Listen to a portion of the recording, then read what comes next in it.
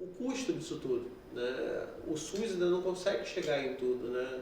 E tem muitas coisas dentro do SUS que são boas, de verdade. Assim, eu tenho referências de pessoas que eu conheço que usaram e realmente resolveu, mas assim, na grande sua maioria é bem deficitário. O Rio de Janeiro continua lindo. Está entrando no ar o programa A Sua Voz no Rio, com Vitor Hugo. Um programa que fala a sua língua. Fique ligado com a gente.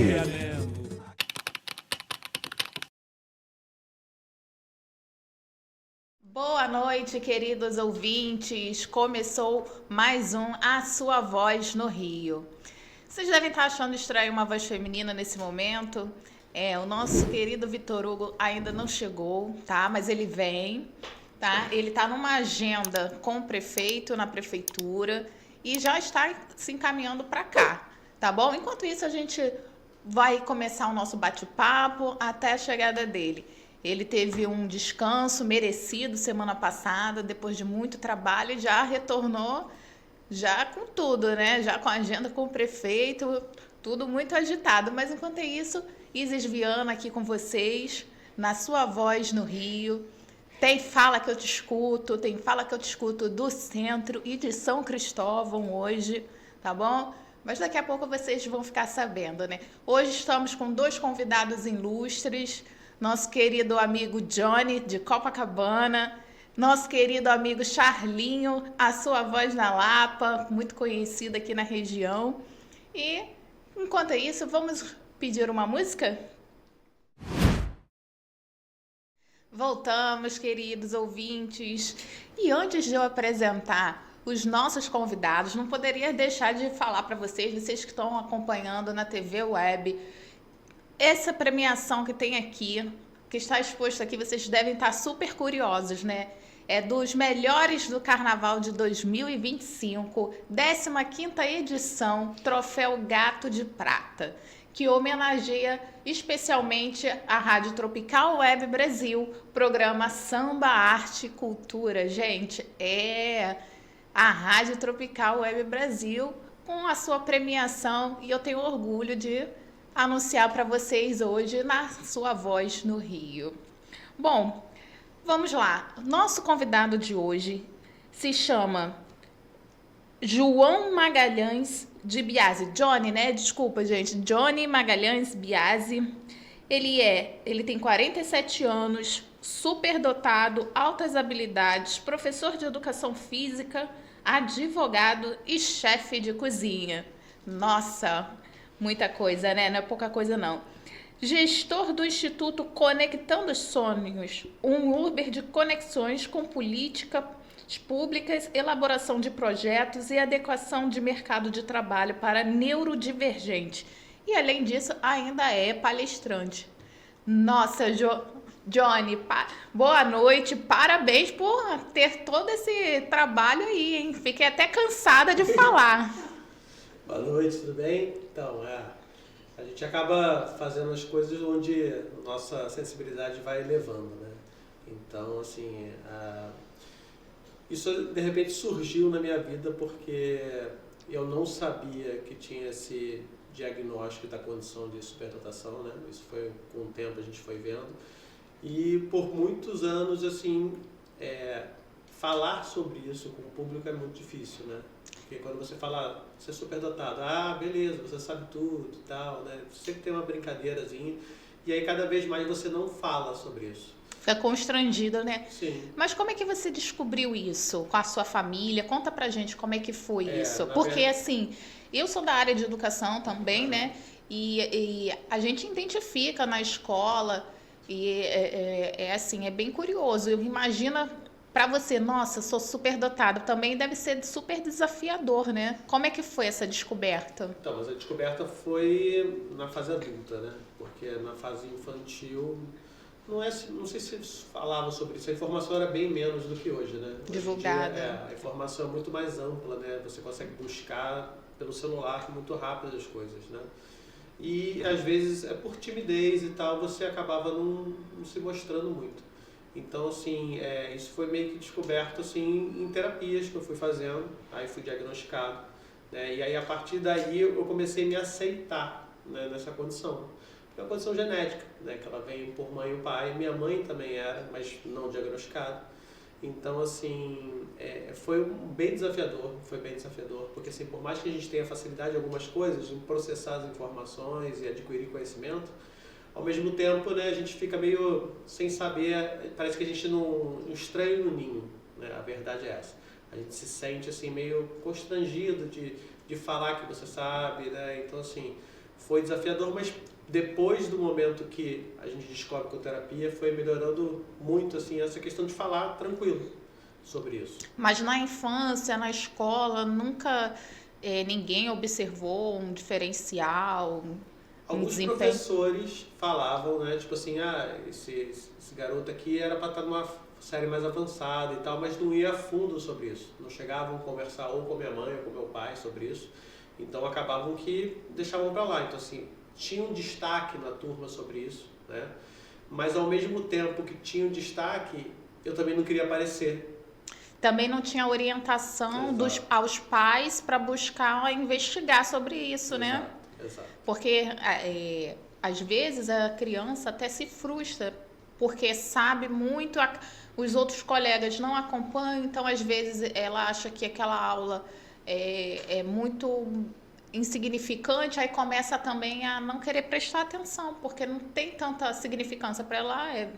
Eu já sei, não tem, né, é muito fácil, não é desafiadora, e aí começa até a deixar o estudo de lado, ou se sente mal por saber. No teu caso, você ficava um pouco constrangido, né, por saber muito. Tinha esse constrangimento, mas também tinha esse lado que você falou que é muito importante, do não sentir estimulado, né, porque você teoricamente achava fácil, né, e pegava mais rápido as informações, né, por conta do processamento neural do seu cérebro, e aí isso ficava monótono, ficava tédio. Então assim, em muitos momentos da minha vida eu fiquei entediado dentro da sala de aula, porque, como você falou, não era estimulado, não era visto, né, que tinha que ter uma estimulação. Eu tinha uma estimulação em casa por conhecimento, por conta dos meus pais, que sempre incitaram o estudo bastante, sempre foram muito rigorosos com isso, mas sem um viés de falar assim, ali tem um potencial ali diferenciado que a gente pode, né?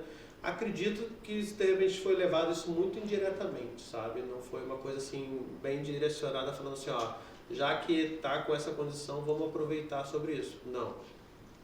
Aí na fase adulta, qual foi o momento assim que você buscou fazer terapia e aonde, enfim, teve um diagnóstico? Então, por muitas vezes, assim, na minha adolescência, eu tive muitos sinais de depressão e às vezes não sabia o porquê que tinha esses sinais de depressão, apesar de estar num ambiente, né, familiar teoricamente tranquilo, né, todas as famílias têm seus problemas. Eu tinha outros irmãos também, né, tenho outros irmãos.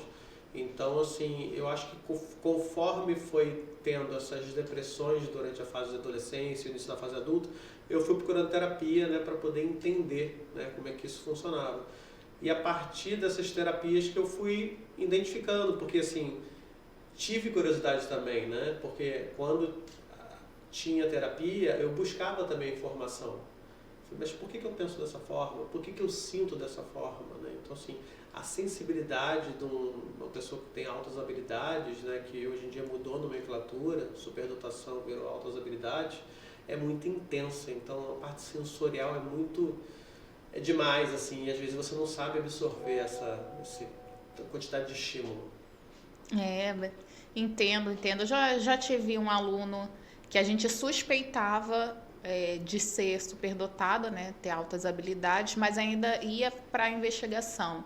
E um aluno até na educação infantil também, ele no caso era autista, e ele sozinho, maternal 2, ele já sabia ler o nome dos colegas sozinho. Ele simplesmente baixou um aplicativo no celular da mãe, ele nem falava direito, e aí ele começou a assistir os videozinhos. E aí, um dia, do nada, na sala de aula, a gente colocava a mochila e o nome da criança para ela ir identificando o nome dela, se familiarizando com a escrita do nome. Não é aprender a ler, é a decorar o nome, né? Que a gente chama de leitura incidental.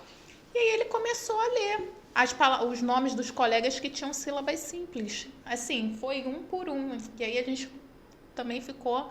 É uma coisa assim que é muito surpreendente, né? É muito... É diferente, né? É diferente. É como falou, é uma condição genética que as percepções são ditas de um processamento diferenciado do cérebro. Ele processa muito mais rápido as informações e acaba você tendo respostas muito mais rápidas. Mas quando você não está preparado para isso, acontece que se desregula. A criança se desregula, né? Ela não sabe entender aquele estímulo. Então, às vezes, um som de uma moto, de um escapamento de moto muito alto, dói. Até hoje dói meu ouvido. Então, assim, tem certas coisas que, sim, às vezes, por exemplo, luz amarela, aqui a gente está com uma luz branca, mas luz amarela eu teria dificuldade de ler. Então, assim, é uma coisa assim, não são todos que têm essas situações, tá? Essas condições, mas quando tem algumas nuances que faz com que tenha essa percepção diferenciada. E também o professor tem que ter a sensibilidade de perceber e apresentar algumas propostas diferenciadas, né? Para atender e ser também desafiadora para aquele aluno, né?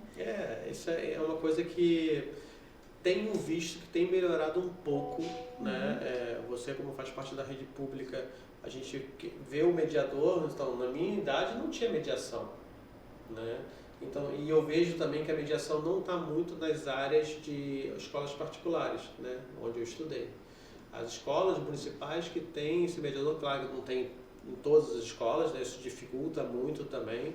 Mas, assim, a incidência de pessoas neurodivergentes, que são aquelas pessoas que divergem da parte de condição neural típica, né? Elas vêm aumentando absurdamente, por vários fatores. Fatores genéticos, fatores ambientais, né? E fator de muito estímulo também dos pais e tudo. Dizem também que tem estudos sobre essa fertilização, né? In vitro, né? Que você induz a fertilização.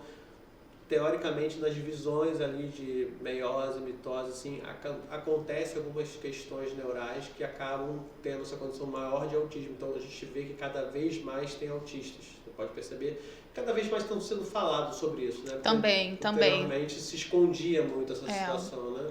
Hoje em dia está dando luz a essa situação, né? Então, está tendo mais esclarecimento. Mas você falou um fato que ficou bem curioso para mim. Porque, assim, eu, como sou da rede pública, o que eu mais vejo e ouço falar é de falta de mediadores, né? Às vezes é um mediador para uma escola inteira e não dá conta de tanta demanda. Mas aí você me apresenta que na rede privada é menos ainda, porque às vezes não tem. A escola não quer ter esse custo a mais, né? Na rede pública você tem um concurso, né? Mas como você bem disse, ainda é muito deficitário.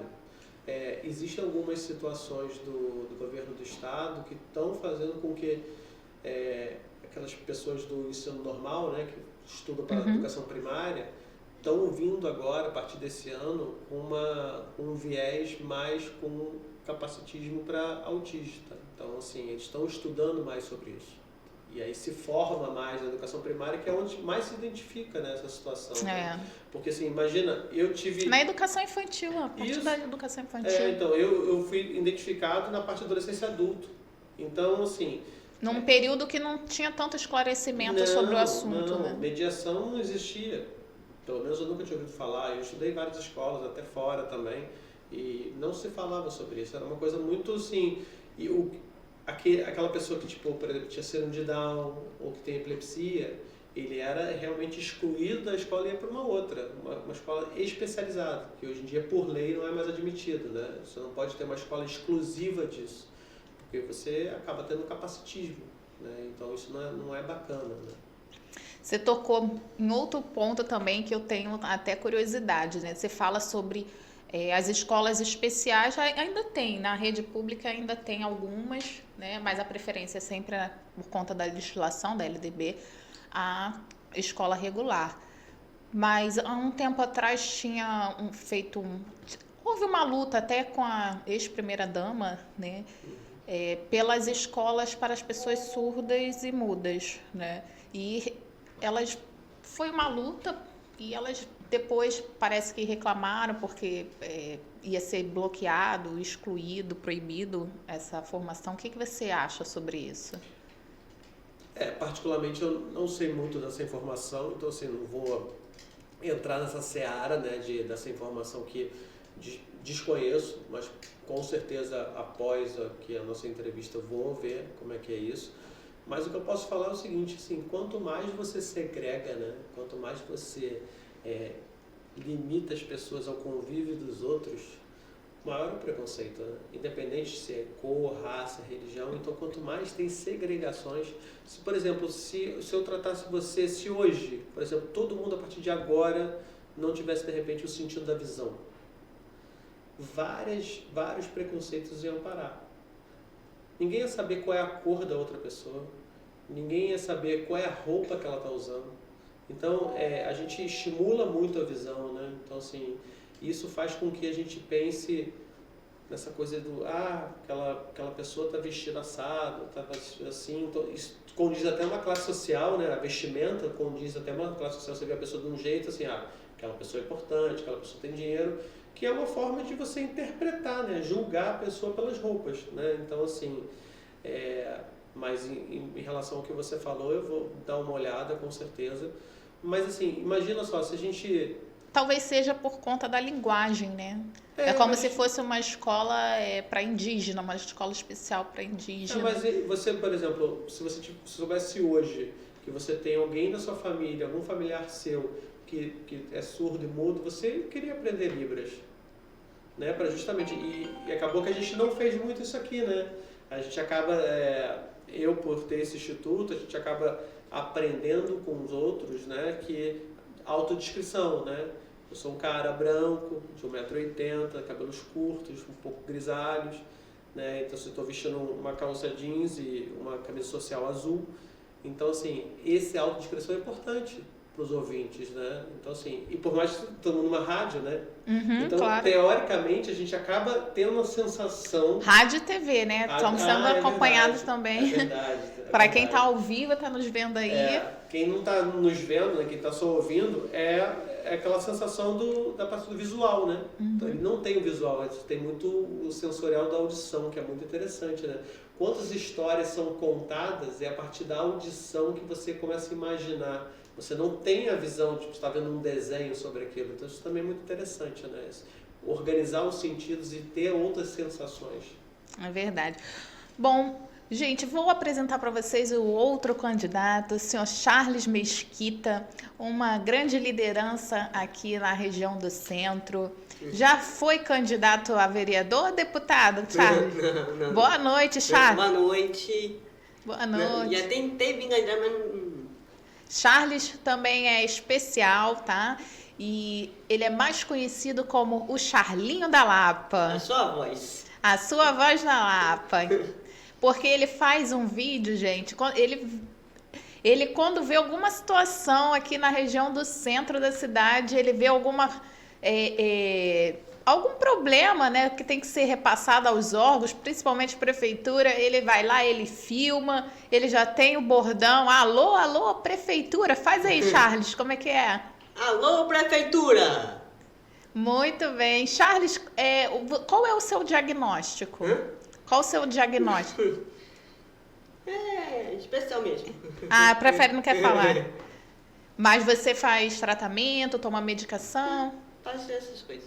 O Charles, ele é muito inteligente, sabe, João? Ele é atento a tudo. Quando você menos espera, ele sabe de alguma coisa, ele apresenta alguma sugestão. Ele é, assim, um rapaz pequenininho, magrinho. Muito grande potencial, né? Grande potencial. Às vezes, pelo porte dele, às vezes as pessoas até julgam que ele não tenha muito entendimento, discernimento, mas ele tem, assim, uma consciência muito grande, uma visão de mundo, tem uma atuação política muito forte aqui na região e tem esse trabalho, né, de estar divulgando as situações do bairro, conhece Deus e o Mundo aqui, super conhecido. Quer fazer propaganda? Charlinho da Lapa, ele é o cara que ele conhece Deus e o mundo aqui. Mas fala, Charlinho, você é nascido e criado aqui na Lapa? Com quem que você mora? Eu sou nascida e criada aqui no centro. Você mora com Com quem? minha mãe, Com a sua mãe? Qual é o nome dela? Maria. Manda um beijo pra sua mãe, Charlinho. Um beijo! Charlinho, você se envolve com as situações do bairro que você lembre desde quanto tempo? Há muito tempo. Muito tempo? Como é que começou? Você sabe, você lembra? Me envolvo no meio da política. Mesmo coisa. O poste tá apagado, a iluminação. Vou lá e. Buraco, tem um vazamento. Eu vou lá e. Filma. Eu falo e mando pros órgãos. Tinha uma propaganda que você fez com um querido morador daqui, que felizmente nos deixou, o Berenaldo Lopes, que foi muito, assim, criativa. Era o buraco do tatu. Como é que foi? Buraco do tatu. Como é que foi isso, que vocês fizeram essa reportagem aí? Nós fizemos chamar a atenção da prefeitura, né? Tinha um buraco ali na André Cavalcante, Onde você mora, né? onde eu moro, bem na esquina da André Cavalcante com a Rua do Riachuelo. Tinha um buraco ali, a prefeitura... Era muito grande o buraco, Era Charlinho? grande, muito grande. A prefeitura não tomava jeito. Providência, né? Nós tivemos que brigar para a prefeitura vir ajeitar o buraco. Tava causando muito transtorno, Causando acidente, né? acidente com os carros.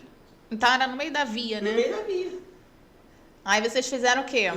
Buraco do tatu. Fizeram adesivo, não foi? Conta aí pro pessoal, o pessoal quer saber. Botamos um negócio de madeira ali, botamos um papel, buraco do tatu. E aí você fez a reportagem, o Berenaldo filmou, né? Ele fez a filmagem e Viralizou, né? realizou. E viralizou. É muito comum os moradores aqui, João, falar assim, tem um menininho aí que resolve tudo aqui no bairro. Ele faz a reportagem, fala o Charlinho da Lapa. E acha que ele é um garotinho. Quantos anos você tem, Charlinho? Fala aí pra gente. 34. 34, não é um menininho, né? Já é um homem, né? Afinal, o buraco fechou? Tá tampado. Nunca mais abriu. Não abriu. E o tatu, pra onde foi o tatu? Agora o tatu tá em outro buraco, né? Certa vez, João, a gente foi fazer uma reportagem na rua do Resende, né? E aí Charlinho brigou comigo porque falou que o buraco era muito pequeno, que ele queria um buraco grande. Não foi, Charlinho? Aí a gente depois teve que arrumar outro buraco para o Charlinho fazer a reportagem, porque ele quer brigar por uma coisa grave mesmo, né? E o Charlinho é experiente na política, sabe, João? Tem uma atuação, às vezes ele fala, não, Isis, tem que fazer assim, vamos ali. Muitas vezes vai para a esquina do bairro de Fátima com outros moradores e puxa no carro de som e fala para a população o que está errado na região. Ele sustenta o microfone ali de boa, né? Eu brigo mesmo com os órgãos, né? Não é brigar, né? Nós briga, né? Não é falar brigar, mas é lutar pelos nossos direitos do bairro, né? O governo, os órgãos não estão enxergando, não manda demanda e não resolve. 1746, vai lá para 1746 e não resolve. Aí depois, já foi feito. Não foi feito. O serviço não foi feito. Nós estamos vendo que não foi feito o serviço. Porque nós briga para eles resolverem o serviço, que é a obrigação da prefeitura resolver. Já ganham para isso, com nossos impostos. Mas qual foi a primeira situação que você fez isso? Foi. Se eu falar aqui, vou falar... Você tinha quantos anos de idade? Desde que eu nasci aqui na área, né? É tanto tempo que ele nem lembra, né, João? Tô vendo isso, né? Porque eu fiquei curioso, né? Qual foi a primeira reclamação, né? O primeiro direito que você tentou falar sobre isso? Faz tantos, nós brigamos por tantos... E o pá, quando colocaram o equipamento pá no terreno do INCA? Porque dali foi terrível. Um tempo atrás, próxima da eleição, né? No final de 2023, perto do Natal, Aí a prefeitura colocou um projeto eleitoreiro, né, no terreno do INCA. E aí começou a trazer toda a população em situação de rua para aquele terreno. Então, mais de 500 pessoas, sem triagem, eram pessoas de todos os tipos, pessoas com problemas mentais, família, pessoas com uso de droga, idosos, tudo misturado. Então, era um caos, né? Tinha muitas brigas, muita violência.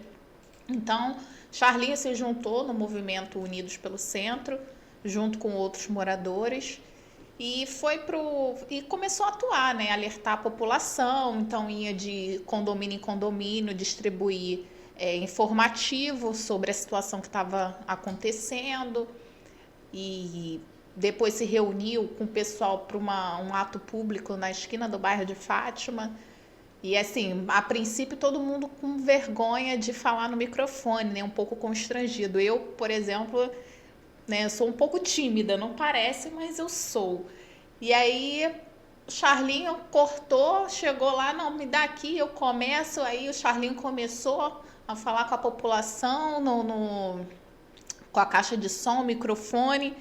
Aí foi encorajando. Então, assim, a atitude, a iniciativa dele, né, de lutar pelo bairro, ele é outro apaixonado pelo bairro, que encorajou outras pessoas ditas normais, né, João? Então isso só mostra o quê? Que não tem que ter preconceito, exclusão, como você fala, tem que saber trabalhar com o potencial das pessoas. Claro, ele tem as limitações dele, mas a gente que já convive mais com ele sabe qual o momento que a gente não pode ir com ele. Aí, e o que ele tem de potencial, que é muito, nessa pouca conversa você já observou, a gente trabalha com isso ao máximo, né? É bem legal também que ele fala de uma forma leve também, né? Isso é bacana também, porque assim, podia ser a reclamação de uma forma pesada, né? Que a prefeitura não faz nada e tal, e ficar numa coisa bem, assim, pesada, mas assim, eu vejo até tranquilidade da forma que ele fala, né? Isso é bacana, porque aí é fácil a conversa, né? Não é um brigão, vamos dizer assim, né? Você não é um brigão. Não, assim. nós não podemos brigar com os órgãos. Nós não podemos tem que fazer isso, não. Nós temos que chamar o órgão para a agência, eles resolveram aquela demanda que nós estamos pedindo a eles. Mas eu fiquei curioso, assim, fiquei pensando, além disso, você trabalha com o quê? Eu faço minhas coisas. O que é suas coisas? Suas coisas é segredo? Por escate. Biscate, né? Ah, entendi. Charlinho ainda não é aposentado, né, Charlinho? Como é que tá essa situação? Eu tô correndo. Tá correndo atrás de se aposentar? Mas não conseguiu nada? Tentou ver isso? Estamos correndo. Tá correndo? O importante é correr, né? O importante é ter iniciativa, não é?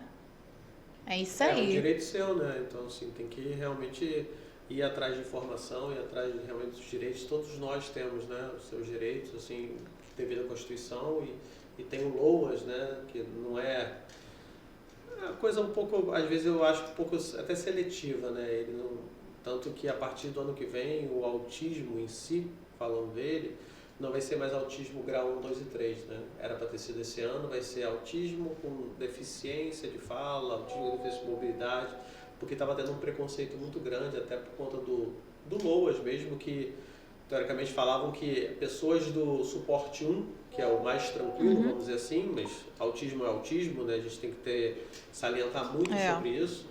E não estavam dando LOAS. Então tem pessoas que a quantidade de terapias que tem que fazer, né, com essas pessoas são muito grandes, porque o custo disso tudo, né, o SUS ainda não consegue chegar em tudo, né? E tem muitas coisas dentro do SUS que são boas, de verdade. Assim, eu tenho referências de pessoas que eu conheço que usaram e realmente resolveu, mas assim, na grande sua maioria é bem deficitário, né? Então assim, é um órgão que teoricamente tinha tudo para ser bom, né? E tem, como eu falei antes, tem coisas que são bem interessantes, porém nessa parte assim é muito deficitário. É uma coisa que a gente tem que pensar muito sobre isso. Não é toda hora fazer lei. O que adianta a gente fazer lei se não tem ninguém cumprindo a lei? Exatamente, Exatamente. Acho que é isso. E muitas vezes também, né, o Johnny, algumas mães são abandonadas quando se tem o diagnóstico do filho, né? A gente não pode deixar... Os pais, eles deixam de existir, né? Eles vão para outros relacionamentos, eles vão viver sozinhos, então a gente tem uma grande índice de mães típicas, né? Atípicas. Então, assim, que isso também é uma coisa... Solo, né? Exatamente, mães atípicas solo. Exatamente, que lutam sozinhos pelos direitos dos filhos, né? E às vezes não conseguem trabalhar numa carga horária, né, de CLT de 8 horas, porque o filho desregula. Aí acaba indo para informalidade. Exatamente. E aí, assim, uma coisa que eu acho muito bacana é o empreendedorismo, né? Que o empreendedorismo é uma coisa que a gente, teoricamente, a gente não tem uma estabilidade, porém você hoje pode ganhar R$100, amanhã ou no momento seguinte que a gente está aqui, ó, isso é uma coisa empreendedora, né? Ter uma rádio, né, numa sala e tudo, e você pode ganhar, sei lá, muito. Então depende, mas você precisa de orientação às vezes. Ela está exausta com essa condição de cuidar do filho, dele desregular e tudo. Então, assim, é uma coisa que a gente tem que rever isso também. Até o suporte para as mães, né, lidar com isso. Como eu sou da área de educação, eu também escuto muito essas falas, né, de mães que relatam que quando vem o diagnóstico do filho, os pais simplesmente se afastam ou abandonam, ou delega todas as atribuições a ela, ou simplesmente abandona, como se não tivesse tido aquela família. É bem duro, então torna a situação mais difícil, né? Tanto é que uma conhecida uma vez falou que a mãe também precisa ser amparada. Sim.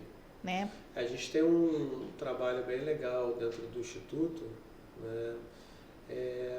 Nós não somos um instituto assistencialista, no sentido que nós não recebemos pessoas para serem atendidas, direcionamos, né? Essa coisa de elaborar projetos, fazer um projeto que dá ciência para as outras pessoas sobre a causa, sobre as condições, né? Todas as condições. E, na verdade, a gente tenta mostrar para as empresas que tem empresas que nem sabem que dentro delas tem um neurodivergente. Instituto Conectando Sonhos, não é? Como é que começou? Então, ele foi criado há 1 ano atrás, em março. Meu pai faleceu em fevereiro do ano passado. Ele não era, né, neurodivergente, mas eu comecei a pensar sobre propósito de vida. E comecei a identificar algumas situações. Eu, como professor de educação física, eu cheguei a dar aula para autistas de natação. E eu lembro como era prazeroso para mim, né, essa troca, por mais que seja uma troca com muito desafio, porém, assim, o quanto para mim, quando eu saía da atividade, da aula, o quanto eu ficava feliz. E quanto que eu via a mãe ou o pai vendo a evolução do filho a cada aula que fazia. E aí, nesse sentido, começou a aparecer próximo a mim, no meu dia a dia, acho que né, direcionando sobre propósito, começou a aparecer pessoas autistas e dar perto de mim. E aí eu falei assim, nossa, tem alguma coisa aí, tem alguma mensagem aí. Tu começou a achar que era um sinal, né? Comecei a achar que era um sinal. Eu falei assim, por que não? Eu tenho essa grande facilidade, eu acredito, de tirar as coisas do papel. Então eu falei assim, vou montar um instituto em que seja um hub de conexão com falas, né? Com falas públicas, né? Com falas para pessoas entenderem como isso funciona, para alertar, para fazer a consultoria de um espaço de empresa, fazer um espaço para entender como é que recepciona essa pessoa, ou se de repente ele tem alguma condição que ele desregula no meio do trabalho, ele começa a não produzir mais como vinha produzindo. Então, assim, isso tudo é uma coisa para a gente alertar todo o público, né, e os empresários também. Então, a gente entra fazendo essa consultoria de tornar esse espaço da empresa um espaço acolhedor, um espaço com pertencimento. Porque eu, de verdade, não que eu não acredite na palavra inclusão, só que eu penso no seguinte, quem inclui é porque estava excluído. E quem pertence, pertence. Ou a pessoa pertence ou não pertence. Nós estamos pertencendo a essa sala. Se estamos incluídos nessa sala, porque em algum momento a gente não estava aqui. Isso. Né? A gente estava excluído, vamos dizer, de uma certa forma. E claro que a gente põe o sentimento das palavras, mas eu acredito que é muito bacana falar pertencimento por pertencer. Então, assim, os neurodivergentes pertencendo ao meio social de todos nós, temos muito também a ganhar, né? Porque eles têm habilidades que nem todos temos, de ver situações com hiperfoco, então assim, é muito interessante. Exatamente. Né? Trabalhar com o potencial, né? Sem distração. Tem né? às vezes um dos sentidos mais aguçados, isso ajuda, né? Então, assim, é muito importante você destacar isso para que as pessoas que estejam ouvindo entendam, né? Às vezes as pessoas, por desconhecimento, acham só, vai dar trabalho, e não olha o potencial daquela pessoa. O Charlinho, por exemplo, ele é um rapaz, né? Rapaz, não menino. Não vou falar homem porque você gosta de ser, né, rejuvenescida. É um rapaz que ajuda muito, agrega muito, entendeu? Na comunidade ele não é só conhecer todo mundo, ele vira e mexe, ele tá ajudando. É num estabelecimento comercial, já trabalhou em peixaria e tudo, né? Em loja de roupa. Agora, há pouco tempo também ajudou na instituição Cruz Vermelha, lá com a mudança. Então, assim, é um rapaz que soma com a comunidade e faz muito mais que muitas pessoas ditas normais, né, Charlinho? Muito mais que políticos aí da região. É um rapaz de ouro. Isso é legal, né? Assim, essa participação. Porque assim, você pode ver que quanto mais essa socialização dele com outras pessoas, ele cresce, né? Como pessoa, né? Como ser pertencente, como eu falei, né? De uma sociedade, né? Que está aqui pulsante, que a gente vê o dia a dia, e a vida é muito curta, né? Mas não é só ele crescer, Johnny. Ele contribui, isso que eu gostaria muito assim de deixar claro para quem está ouvindo e te mostrar até para você também, de repente, dar um exemplo, né, no seu instituto. Ele realmente contribui mesmo. Às vezes a pessoa não tem um entendimento, não sabe de alguma coisa, ele puxa a sacada, ele sabe, ele é muito observador, ele pega as coisas também fácil, né, Charlinho? Há pouco tempo até me ensinou a comprar leite, eu não sabia comprar, ele me ensinou. Como é que foi, Charlinho? Explica aí como é que era. Tem que olhar o leite embaixo, não é só a variedade também é importante, mas embaixo, se tiver colorido que foi e voltou. É mesmo? Colorido o que é? Aquelas... A caixa? A caixa. Embaixo da já caixa. sabia disso? Não, Deixa- agora eu vou deixa olhar. cores. Vou sair daqui e vou no mercado só ver Vem as isso. cores. Que foi e voltou. Que foi... Tá? Venceu. Ah, e voltou. Voltou pra fábrica, Mas não descartado. não descartaram. Aí volta para consumo? Bota, Mas mesmo depois da validade? aí vem com outra cor. Aí a gente estava um dia, né, no mercado, comprando, eu fui pegar o leite, botei no carrinho, eu falei, não, peraí, tem que olhar. Aí ele me ensinou. Então, Tem tipo 1, 2, 3, que foi, voltou várias vezes.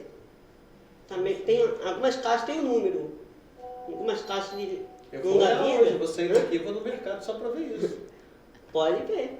aí ele pegou a caixa de leite da minha mão, tirou E tava com a e cor me desse? mostrou, ó, esse aqui tá Isso. assim, aí me explicou, tem que ser todo branco. Aí agora, toda vez que eu vou no mercado, eu não erro mais, eu já vou lá e olho. Então, para você ver, né, o Charlinho, ele me ensinou algo que eu não sabia. Então, assim, não é só ele estar inserido que ele se desenvolver, mas ele contribui para a gente também. Na escola, a gente costuma também dizer o seguinte, que uma criança especial na sala de aula é importante para as outras crianças ditas normais aprender a lidar com a diferença, a ter um olhar sensível, como você falou, ao tato com o outro. Não pode muito barulho aqui, esse não é sensível ao barulho. Esse tem dificuldade de locomoção, vamos ajudar de tal forma. Eu tenho um aluno que ele tem um probleminha no pé, deficiência física e alguma deficiência não diagnosticada intelectual, né? Então, tem algumas crianças que ajudam ele. Ele quer ir no banheiro. Situação do município não é esse conto de fadas com mediador. Muitas vezes a professora fica sozinha com 3 crianças especiais dentro de sala e uma turma toda rebelde. E aí sempre tinha um ou duas crianças que se oferecia, né, por eu estar sozinha em sala, para levar esse amiguinho no banheiro, porque ele precisava dessa condução até o banheiro, né? Eu ficava na porta olhando, né, que a gente também tem que supervisionar, olhando um olho na turma e outro olho olhando levar, e eles levavam direitinho. Então tinha esse senso de cuidado, o que até ensina a cooperação, né? Mostra o trabalho assim cooperativo, a importância sobre isso, né?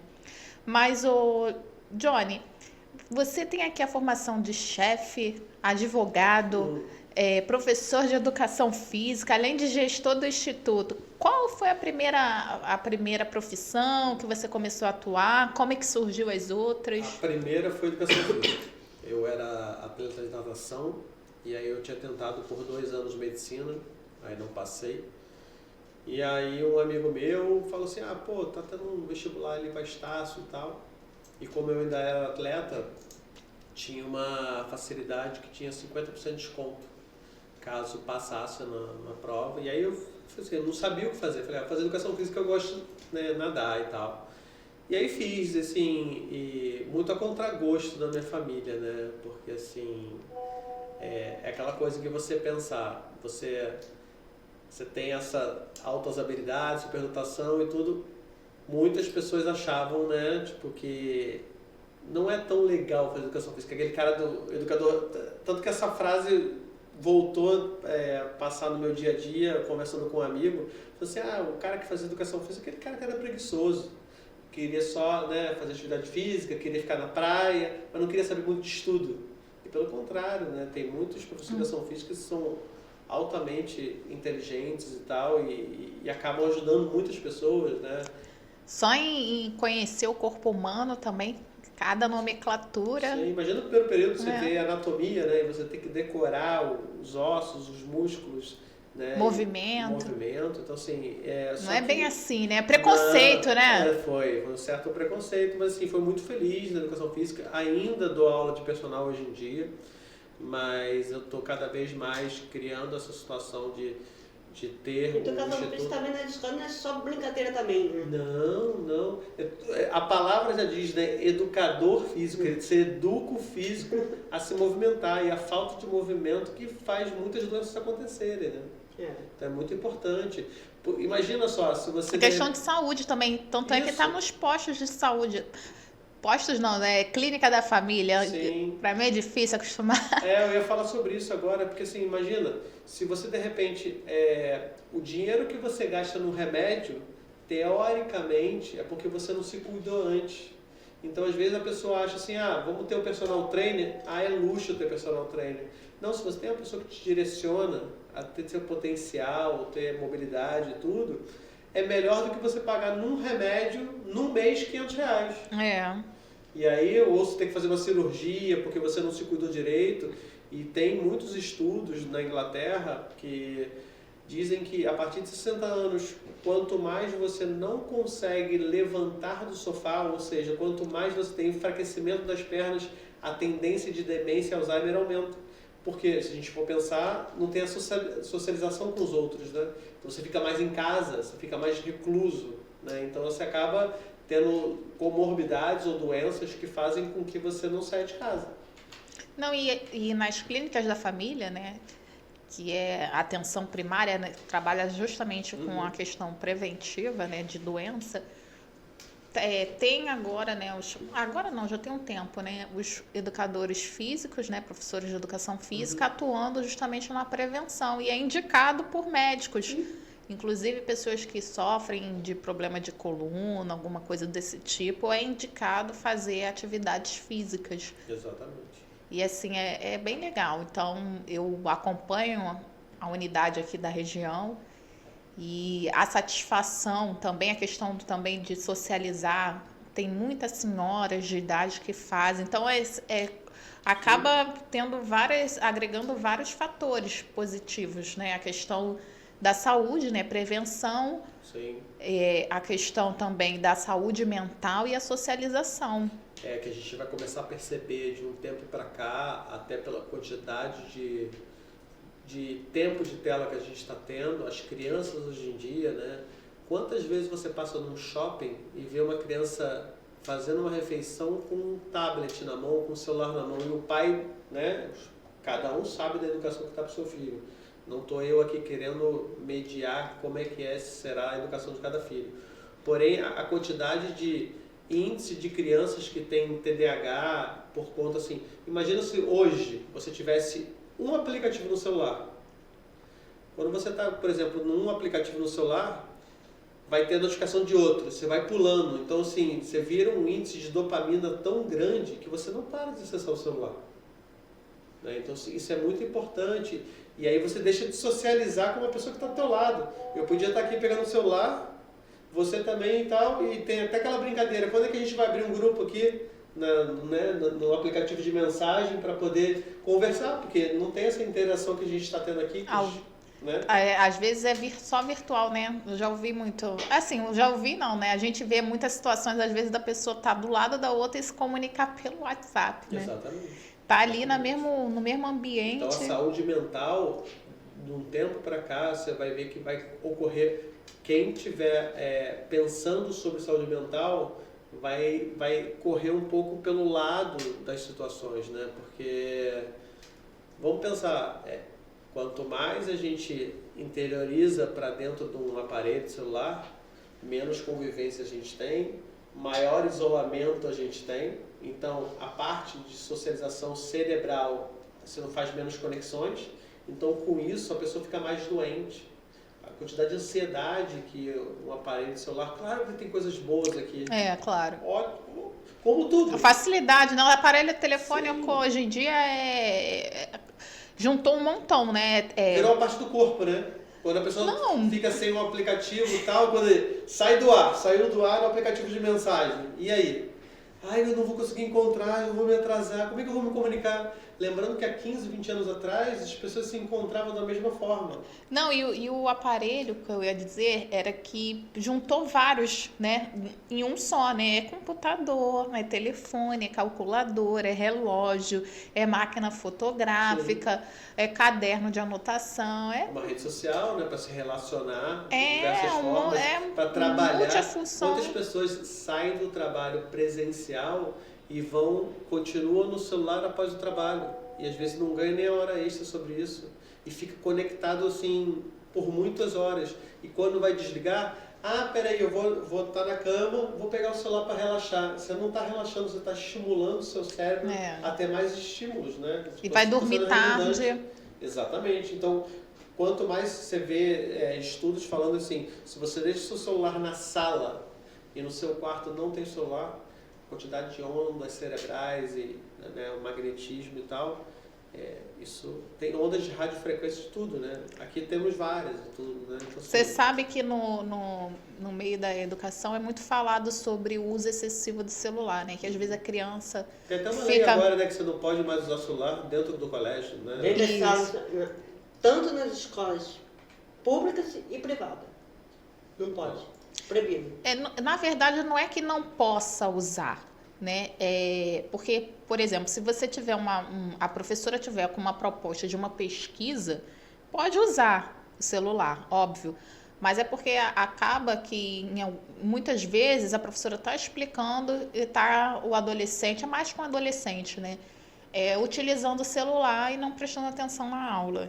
Ou fazendo outras coisas, se envolvendo com redes sociais, fazendo bullying, por exemplo, cyberbullying, né, que chama, e não está prestando atenção na aula. Mas não era nem isso que eu ia falar, era a questão da criança ficar até tarde utilizando o celular e quando vem para a escola, mesmo sem o celular, fica com sono, fica cansada e não rende. Atento, né?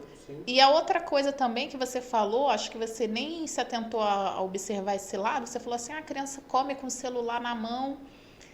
E aí, quando você está comendo e você está vendo televisão ou mexendo no celular, você acaba comendo além do que você necessita, o que gera também problema com a questão da obesidade, né? E você, como educador, né, físico, também sabe que é preciso fazer exercício, né? A criança precisa gastar energia com um telefone na mão A criança fica muito limitada e ela precisa gastar energia, ela precisa correr, interagir com os colegas. E hoje em dia a gente sente, como educadora, sente muita falta dessa infância que corre, brinca de pipa, pique-pega, porque as crianças ficaram, parece que tudo é só o celular. E aí também é outro fator que influencia na questão da obesidade, né? Exatamente, é muito importante. E o educador físico também, como fosse também, orienta no negócio nutricional também. Nutricionista também. Encaminha para um nutricionista, tem que ir para um nutricionista. Exatamente, é muito importante ter essa equipe multidisciplinar, né? A professora e o educador físico, o nutricionista, o médico. É uma equipe, né, que tem que avaliar e tudo para direcionar a pessoa para o melhor caminho. Você fez educação física, se envolveu muito com as crianças autistas e Down. E aí, e a advocacia? Como é que foi? Como é que surgiu? Então, a advocacia... Chefe de cozinha. A advocacia foi um grande sonho, né, assim, da minha mãe, não foi meu, né, porque ela tinha uma profissão que... né, era diplomata, então assim, ela gostaria que eu fosse também, e o direito dá muita abertura para isso, né? E se a gente for pensar também, que eu comecei a perceber na educação física, imagina aquela profissão de modelo, né, que você começa novinho e quando você chega um pouco mais velho, você acaba não tendo muito trabalho, tudo. A educação física é um pouco parecido, se a gente for pensar. Você começa, né, na fase jovem e tal, quando você vai acima de 40 anos, 50, você não começa a ver nas academias que tem menos professores com essa idade. E você fica pensando assim, pô, então quando tiver 70, um advogado com 70 é ok, né? Professor de educação física você consegue ver com 70? Não vejo muito, né? E eu sou da área. Eu nunca reparei isso. Então, vou passar a observar. Começa a observar porque assim, você começa a não ser preterido na academia para trabalhar, se você não tem aquela vivência do seu aluno de muitos anos também. Então eu comecei a pensar, poxa, essa é uma profissão que é ao contrário. Quanto mais velho que você é, teoricamente menos valorizado é, caso você não vá para a área acadêmica, ser um mestre, né, dar aulas dentro de faculdade, tudo. Agora a parte operacional mesmo, você não vê muitos. Então assim, ou ele vira um coordenador, e quando ele não vira, ele fica lá e daqui a pouco ele vai fazer outra coisa. Conheço muitos profissionais de acima de 50 anos que têm duas profissões. Um grande amigo meu que foi meu coordenador, hoje em dia ele faz evento e também trabalha vendendo seguro de saúde. Então, olha... Corretor, né? Corretor de plano de saúde. Isso, exatamente. Então, assim, e aí eu falei assim, tenho que fazer uma carreira que eu possa me ver um pouco, né, mais velho e tudo. E aí eu fiz direito, gostei bastante. Atuei um pouco Você por 2 fez anos. Você tinha quantos anos? Eu tinha por volta de 34 anos. Tá novo, né? Sim. Então eu fiz com 34, formei com 39, trabalhei uns 2 anos com isso, mas vi que não era muito minha praia, assim. Eu fiquei, sabe, não me identifiquei. E aí depois, para dar uma relaxada, eu fiz gastronomia, que minha mãe já estava no fim de carreira, e eu acompanhava sempre minha mãe nas viagens e tal, e acabei fazendo essa parte de gastronomia lá fora, né? Então era uma coisa que sempre via minha mãe cozinhando muito, minhas irmãs também, então assim, e sempre percebi que como a comida agrega, né? Quando se a gente tivesse uma cozinha aqui perto, todo mundo fica conversando na cozinha, às vezes é o ambiente mais gostoso da casa é a cozinha, né? Então assim, essa troca é muito bacana, então assim, e aí as pessoas falam, mas não tem nada a ver uma profissão com a outra, depende. Imagina que eu posso fazer a comida para você teoricamente sentir que não está no seu peso, aí eu vou com o professor de educação física e o advogado ele faz o contrato para a gente ter uma relação bacana, né? Então assim, elas convergem, mas foram muito ensinamentos e o que maior que a gente pode perceber é estar sempre perto do público, agregar pessoas. O professor de educação física ele agrega pessoas. O advogado, de uma certa forma, ele agrega pessoas na parte de direitos, né? E a gastronomia, você agrega pessoas na cozinha, né? Você vai fazer um churrasco, fazer uma comida, então assim... E era uma coisa de prazer mesmo, de servir o outro e ver essa felicidade a partir do momento que a pessoa coloca o garfo assim, ou olha assim, nossa, que bonito e tal, o prato. Então tem essa questão muito bacana para mim. Você falou uma coisa que é comum mesmo eu ouvir, que as pessoas muitas vezes preferem a cozinha, né?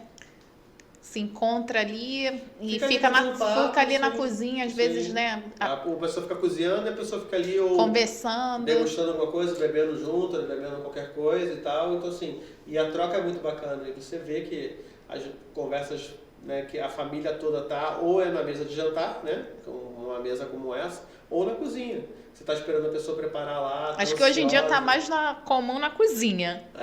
Então Mas eu acho que está mais comum na cozinha. E aí foi com quantos anos, mais ou menos, gastronomia? Aí a gastronomia foi quase junto com o final do direito. Né? Foi por volta de 30, você ainda estava fazendo direito e conciliou. Porque sim, eu falei assim, vou fazer um pouco para me distrair também, porque né, eu queria aprender Era mais prazeroso. a cozinhar. Sim, queria aprender mais a cozinhar e tudo. Então foi uma coisa também muito bacana para mim, porque é legal, né? Cozinhar, eu acho que a gente dá o carinho, né, em forma de comida para o outro, né? Você nutre o outro com uma alimentação, né? Isso é bacana, assim, para mim é uma coisa muito especial. Você sabe cozinhar, Charlinho? Eu me viro, né? É que nem ovo, você vira o ovo para um lado, para o outro. Tem que se virar na cozinha, né? É isso aí. O que você faz na cozinha? Eu faço um arroz, um feijão. Quem cozinha lá é você ou sua mãe? Às vezes é eu, às vezes é ela. É mesmo, Charlinho? Legal, hein? Se vira, né? Tem que se virar, né? Qual a coisa que você mais gosta de fazer na cozinha? Miojo? Qualquer coisa eu tô fazendo. Sim, até o frango eu tô fazendo. Legal isso. Muito bacana. Muito Tem que legal. saber, né, Charlinho? Ajudar a mãe, né? Em casa. Lavar a louça também, né? Esse aqui é o mais chato. Mais chato. Nada é perfeito, né? Vai comer um prato saboroso, tem que lavar a louça também, não é? É a parte mais chata, mas tem que lavar. Tem famílias que tem a regra, né? Quem cozinha não lava a louça. Exatamente. Quem não cozinha é que lava a louça, né? Tem gente, mas assim, é engraçado que eu cozinho já meio que lavando a louça. O tempo que tá lá no fogo ali, eu já vou meio que organizando e tal. E Eu também. Aí depois, sim, mas aí fica só prato, né? Aí é simples de fazer, né? E aí outra pessoa... Que dica que você dá pro Charlinho na preparação de alimento, Johnny? Qual é a coisa que você mais gosta de comer? Eu como de tudo. Então, se você vai falar assim, eu quero hoje no mercado, eu tenho desejo de comer que tipo de prato? Qual tipo? Estrogonofe? Pode ser um estrogonofe, né? Pode ser estrogonofe? Imagina você fazer um estrogonofe com champignon junto. Ou em vez de batata palha, você faz a sua própria batata no forno. Com orégano, com alecrim. Também é bom também. Pra dar um gostinho assim, ou de repente com uma pimentinha e tal. Pimenta, Ou fazer que nem algumas lojas fazem, né, de você abrir uma batata e botar o estrogonofe dentro e comer junto. Agora eu tô ficando com fome aqui. Mas aí não tem problema, porque daqui a pouco tem a hora especial, a hora do frango. HNT. Você vai, como chefe de cozinha, você vai dar uma classificação aí pro nosso frango, o momento do frango HNT, que tem cupom de desconto, pode pedir no iFood, anota aí. Mas eu fiquei interessada em saber, olha, tá vendo? Olha, quantas possibilidades tem de fazer um estrogonofe? Eu não sou muito boa na cozinha não, sabe, Johnny? Eu confesso. Mas como Charlinho, eu vou me virando. Gostei dessas sugestões aí de fazer a batata no forno, né? Sim. Com alecrim, mas o que você falou? Pode botar um pouco de orégano. Alecrim azeite, e um azeitezinho e bota no forno a batata. Dá uma gratinadazinha, se quiser botar um queijinho ralado, alguma coisa assim, ou queijo mussarela, ou Minas, aí a pessoa escolhe. E aí fica mais uma coisa além do estrogonofe. Anotou, Charlinho? Tá anotado. Tá anotado? Então para a próxima semana você prepara isso aí em casa e depois eu vou perguntar para sua mãe o que ela achou, hein? Depois você conta aí pra gente o que ela achou desse estrogonofe diferenciado. Depois nos fala. Então tá bom, isso aí. E como é que foi conciliar, o Johnny? Porque a faculdade de Direito, ela é bem puxada, né? Muito.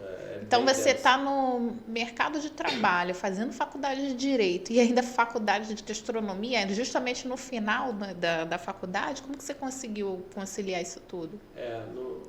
Então, aí que tá uma coisa que acontece nessa condição, né, de altas habilidades. Você fica um pouco entediado com uma coisa só. Acho que é isso, né? Você começa a pensar que processa muito rápido, as informações são processadas muito rápidas, né? Então, assim, se não tiver um estímulo assim, você entra em tédio. Então, acho que em dados momentos, assim, eu entrei em alguns tédios, assim, meus, né?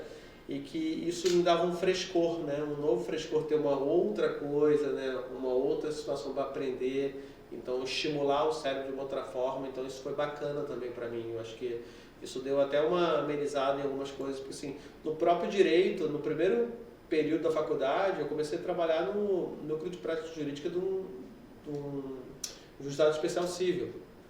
Teoricamente, você está bem cru, né? Você está no primeiro período, você não vê nem muita matéria de direito ali, mas essa coisa do convívio com as pessoas, de querer entender o problema delas e, né, ajudar e tudo, foi uma coisa bem interessante. Aí virei conciliador, né, no juizado especial civil aqui de Copacabana ali, e foi muito bacana. Eu aprendi muita coisa de ver os conflitos e tentar meio que dar uma mediada para ele não chegar no juiz. Então, assim, foi uma experiência muito enriquecedora para mim.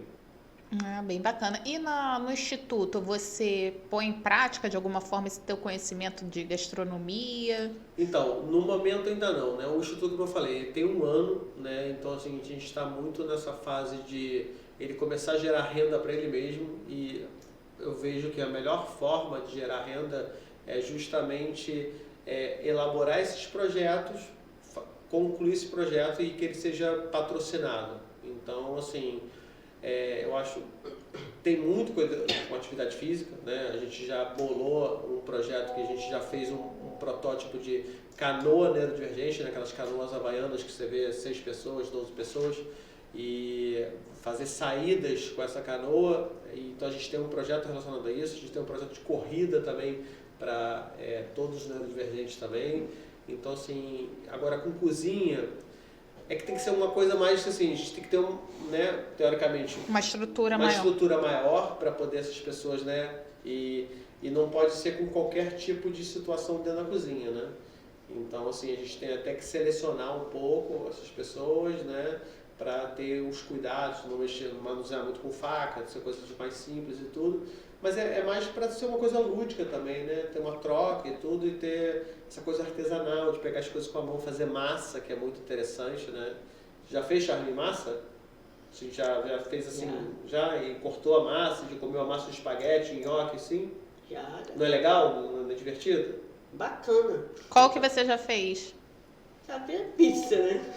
A pizza é o mais comum. Mais comum, né? Mas é muito bom, nem todo mundo acerta, né? Fazer a massa de pizza, sim. né? E não precisa fazer um curso de gastronomia para isso, né? Basta, tentar, né? Se a gente não tentar, a gente nunca vai saber se vai conseguir ou não.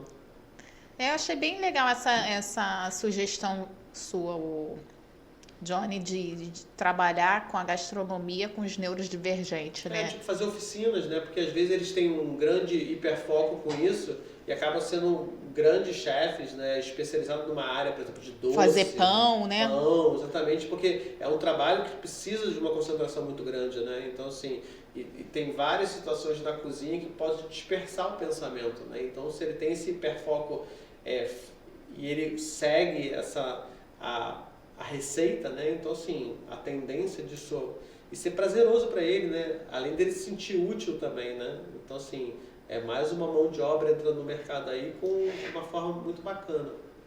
Muito, muito legal. Explica para o pessoal que está ouvindo a questão do hiperfoco, por favor, que a gente está falando aqui, mas sim. Nem sempre quem está ouvindo entende muito bem. Então, o hiperfoco é uma condição neurológica, né? Que acaba que é como se imaginasse assim, eu gosto da cor amarela, né? Você tem todas as cores aqui, mas eu estou focado só no amarelo, então eu só vou ver mais amarelo. É que nem, por exemplo, assim, imagina quando você está gostando de alguém e essa pessoa tem um carro X.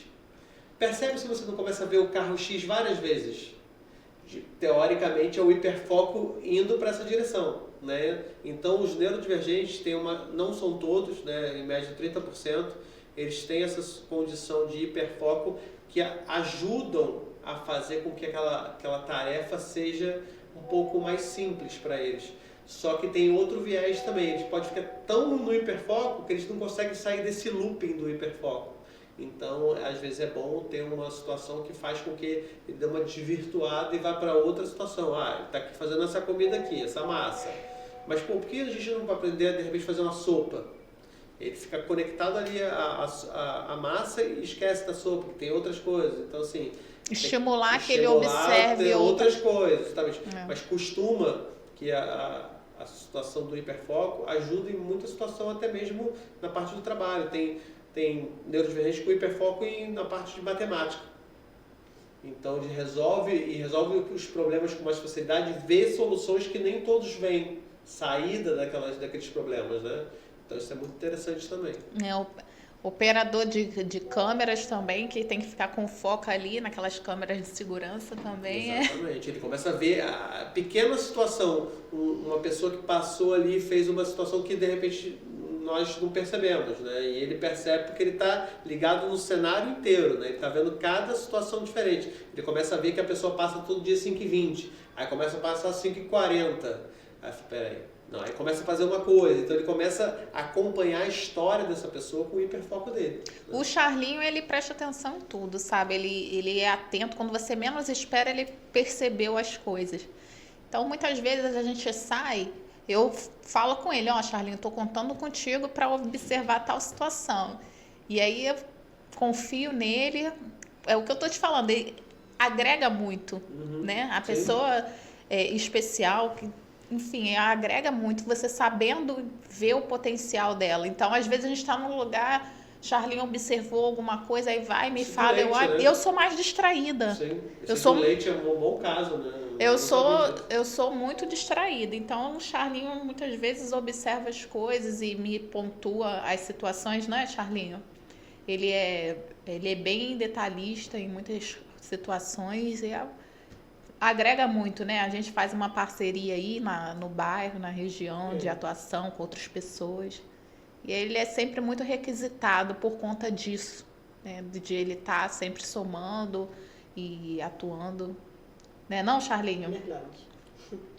E o hiperfoco dele é mais questão política, né, Charlinho? Charlinho é bem atento às questões políticas, sempre fala sobre algum tema da atualidade, né? Fala aí, Charlinho. Eu vejo o problema, vou ler e falo. E não sossega enquanto não resolver o problema. Tem muitas informações. Isso é o hiperfoco, exatamente, o hiperfoco aí, ó. Bom, gente, a conversa está muito boa, mas vamos ouvir uma musiquinha? Bota a música. Qual é a música, Felipe? A Moleque do Molejo. A Moleque do Molejo.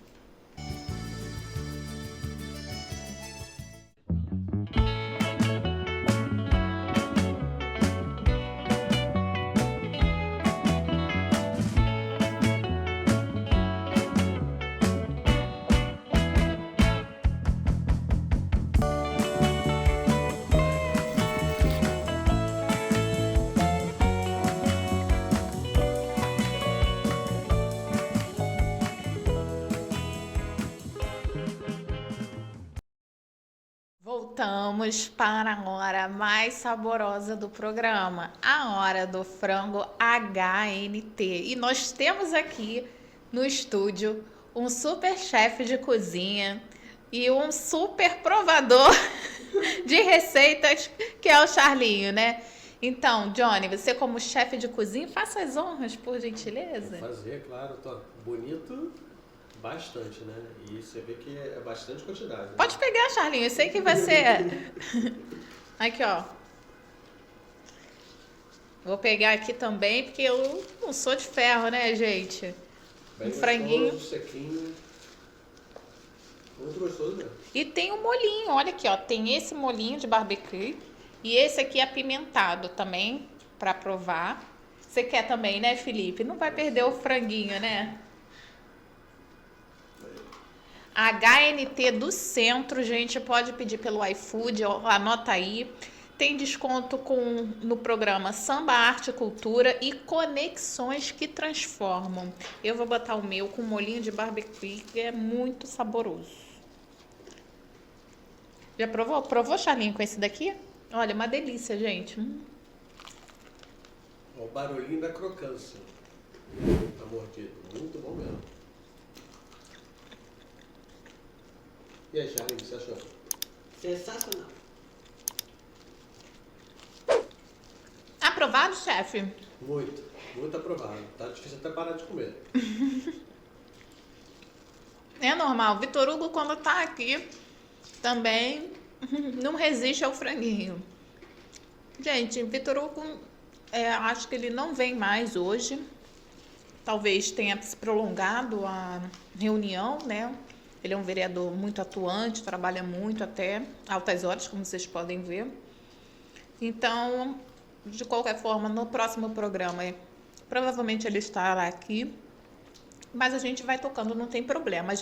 As demandas do Fala Que Eu Discuto são passadas aqui e todas enviadas para ele.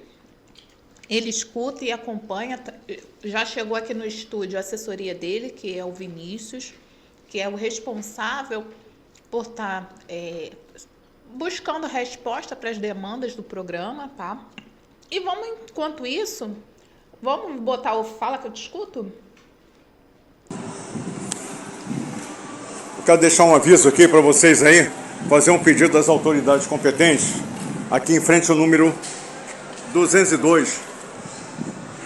Essa situação aqui.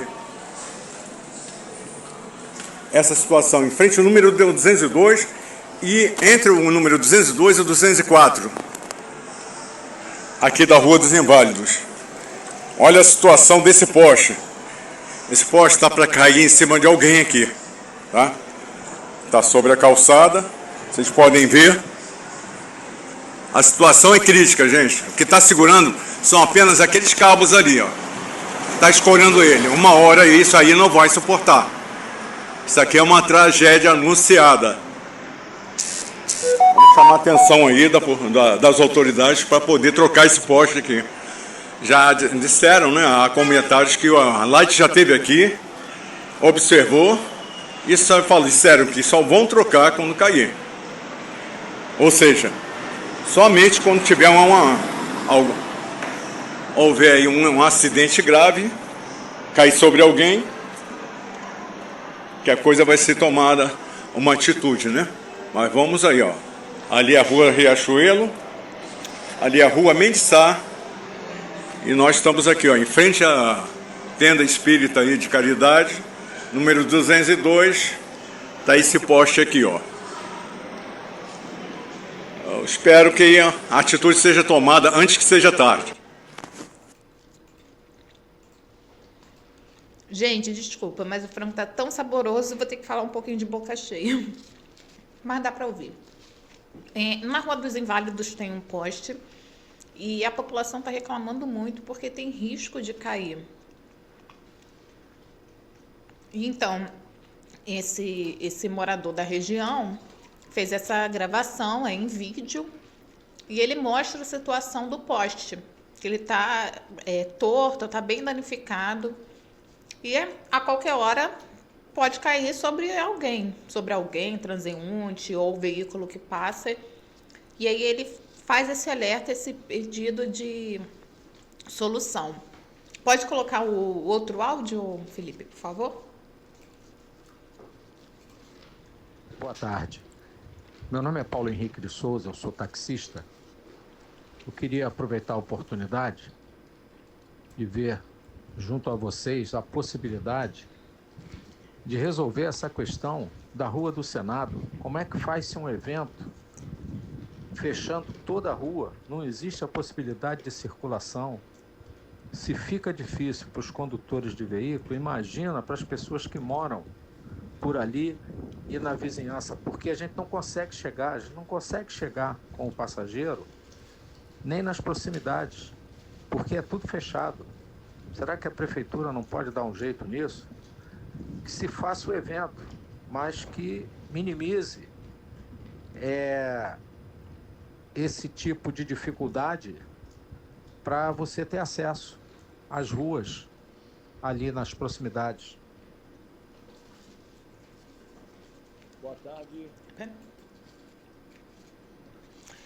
Bom, esse é um trabalhador, um taxista da região. Ele relata que o evento que acontece na Rua do Senado acaba trazendo transtorno para o trânsito, né? E ele às vezes tem dificuldade de deixar os passageiros nos seus pontos, né? Nas suas residências, nos seus locais, por conta do fechamento irregular da rua. Ele deixa bem claro no áudio que ele não é contra o evento, até porque, né, isso gera emprego, enfim, movimento na rua. Mas a forma que está sendo feito não está sendo legal porque está prejudicando outras pessoas. Não só quem trabalha com trânsito, né, motorista de Uber, taxista, mas como moradores que querem chegar no seu local de trabalho. Então ele pede que a prefeitura intervenha nessa questão para organizar, de forma que não prejudique nem o empreendedor cultural e nem a população ali, os demais, né? Seja trabalhador, morador, organizar, né? De fato. Então, assim, é uma situação que precisa realmente ser revista, até porque essa rua é de acesso para o Corpo de Bombeiro e é uma rua também de acesso à delegacia. Então, assim, é preciso organizar o evento, né? Ver uma forma de se acontecer o evento sem estar prejudicando os demais, né? Então, esse é o apelo que ele fala. Pode colocar outro? Boa tarde. Alô, Prefeitura. A minha reclamação vai sobre a questão do estacionamento irregular ali perto do portão da Quinta da Boa Vista, na Avenida Pedro II. Por favor, tomar atitude. Além desse local, ali na entrada do portão que vai ter acesso ao zoológico e ao circo, também carros sobre o gramado, todos os finais de semanas e feriados. Isso é uma vergonha, tem que tomar uma atitude. Não é possível, cara. Então, essa demanda é de São Cristóvão. Um morador relata sobre a questão do estacionamento irregular, que às vezes é na porta de garagens de moradores, o local que não é adequado, prejuízo ali para a grama, né? Acaba danificando a grama. Então, ele pede que a prefeitura veja essa situação. De repente, está vendo uma forma de um outro estacionamento ou criar um estacionamento, enfim, para poder receber o público da Quinta da Boa Vista, porque não está sendo legal.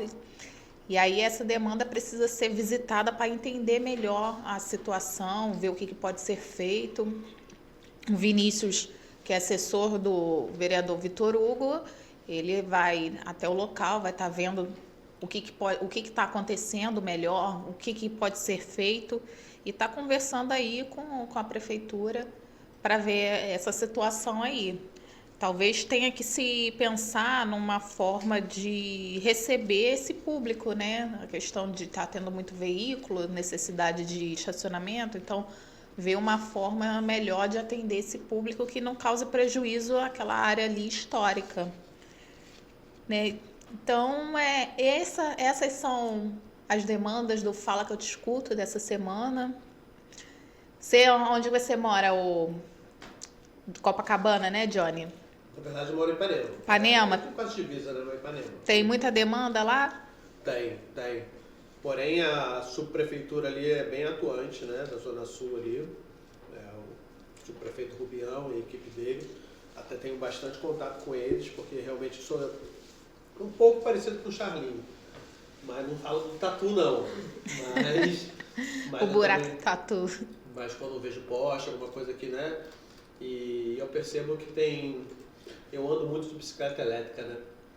E eu percebo que tem muito buraco nas ruas, assim, é até perigoso, né? Porque a gente não enxerga, né? Às vezes, por exemplo, agora de noite, por exemplo, não é tão fácil andar com bicicleta elétrica, né? Porque, assim, você não vai andar naquela calçada, né? Você vai andar na rua. Algumas ruas têm ciclovia. E aí eu percebo aqui que no centro a ciclovia é só na Rio Branco ali, né? Não vejo em outros lugares ciclovia. Tem em outros lugares ciclovia ou não? Por aqui também tem. Tem? Tem próximo também ali no Catete, né? Então, o Fala Que Eu Te Escuto, Johnny, é da região toda, né? Do Rio de Janeiro todo. Então, assim, atende bairro da Zona Sul, Zona Norte. É mais comum ter as demandas do centro por conta da minha convivência mais aqui no centro. Mas, por exemplo, hoje a gente recebeu uma demanda de São Cristóvão. Então, se tiver demanda também de Ipanema, Copacabana, enfim, da Zona Sul, também pode estar mandando pra gente. Botafogo, as ruas estão muito esburacadas. Botafogo. Então, assim, quem tiver demanda, pode mandar para mim pro telefone 21 99 740 2271. Pode mandar em áudio ou em vídeo, né? E assim, lembrando que vídeo precisa ser narrado e o endereço ser falado, para poder a gente estar verificando direitinho. E o áudio, né, como é rádio, não tem erro, né? Falando, você se identificando, falando onde é o problema, explicando a situação, tá ótimo. Não precisa ser um áudio ou um vídeo muito extenso, pode ser aí de 1 minuto e meio no máximo. Mas é importante que seja falado sobre o local, passado o endereço certinho, de preferência um ponto de referência. Enfim, é isso. Bom, Johnny, queria que você, né, agora já estamos caminhando para o final, falasse mais um pouquinho sobre o Instituto, né, o trabalho. Então, e em contrapartida também, eu sou captador de recurso, né, acabei de me afiliar pela Associação Brasileira de Captadores de Recursos, né, que é uma associação relativamente nova, apesar de ser uma área que, né, os lobistas, né, são captadores de recursos também, né, em várias áreas. Quando a gente pensa em lobista, a gente sempre pensa na política, né? Mas, na verdade, é aquele cara que faz o lobby, que consegue unir as pontas para um bem comum. E o bem que eu falo não é bem de bem e mal, né? É pela coisa, né? Pela situação, pelo negócio. Então, assim, eu gosto muito dessa área, né, de captar recurso, e nem sempre do meu instituto. Inclusive, uma grande amiga, né, ela tem uma escola de artes, dança e teatro, que é a Catsapá, em Botafogo, que é a Gisela. É uma pessoa, ela foi atriz, hoje em dia ela é diretora, né, dessa escola, junto com a sócia, a Mabel. E eu sou captador do recurso dela. Ela já tem, imagina só, ela já tem um projeto aprovado na Lei Rouanet, né? Só que ela tem dificuldade de uma empresa chegar e oferecer o dinheiro, né? Porque assim, você é aprovado em lei, que é uma das coisas até muito difícil, ser aprovado em lei. E aí, a partir daí, você tem que buscar a empresa para aquele valor que, né, tá ali no projeto ali, ele seja entregue para a instituição. E com isso, eu vou conhecendo mais pessoas, né? E essa minha entrada agora na Associação Brasileira de Captadores de Recursos faz com que eu tenha mais conhecimento, faça mais network. Então, assim, porque doação de pessoa física é muito difícil. Claro que você consegue, mas, por exemplo, um projeto desse é de 611 mil. O que é esse projeto dela? Na verdade, são 40 bolsas por um ano para as crianças terem acesso à arte, a teatro, a canto, a sapateado. A cultura, né? Isso, nossa, a cultura, que legal. A cultura, então assim, e quando a empresa, né, tem um poder... Né, crianças de qual faixa etária? É de menininho de 3 anos até 14, 15 anos, sabe? É um projeto muito bacana, né? Em Botafogo. Botafogo, ali em Botafogo. Quem tiver interesse, como é que procura? Então, aí pode procurar no Instagram, Catsapá. Aí como é que se escreve Catsapá? C-A-T-S-A-P-A. Né? Ela fica na São Clemente ali, em frente ao Consulado de Portugal. Tem um Consulado de Portugal assim, do outro lado da rua, uma casinha amarela linda. E eles... Em frente o Consulado Português, né? Isso aí. Sabe onde é? Então, viu? Como ele sabe as coisas. Charlinho anda tudo. Meu pai é português, por isso que eu sei. Já fez no consulado para tentar tirar minha cidadania portuguesa. Entendi. Então é muito bacana. Então terem empresas interessadas nisso, né, ou doações físicas, faz com que, né, a gente consiga objetificar esse projeto, né? Acho que Muito importante. doação física precisa de mais divulgação, orientação, né? Exatamente. Divulgação que eu falo, assim, no sentido que tenha uma verba, né, para que esse projeto aconteça. Imagina você dar 40 bolsas para crianças, de repente, do Santa Marta, que é ali perto. Então, são crianças que vivem não é uma situação tão ruim, né, porque, assim, uma comunidade pacificada, né? Mas eles vêm de outra forma, não é só o futebol ali e tudo, então eles criam, como o Charlinho falou, muito importante, oferecer a cultura. propostas além das comuns da comunidade. Sai, né? assim, e quantas pessoas não teve esse projeto assim, social que estava dentro de uma comunidade e hoje em dia são grandes atores, atrizes, né? Temos vários exemplos aí, né? Tem o tablado, né? Isso, o tablado, que é muito importante. Então, assim, é muito bacana ter essa situação. Então, assim, eu acabo captando recursos não para o meu instituto, mas para outras pessoas por ter esse hub de conexão, né? Ter esses contatos.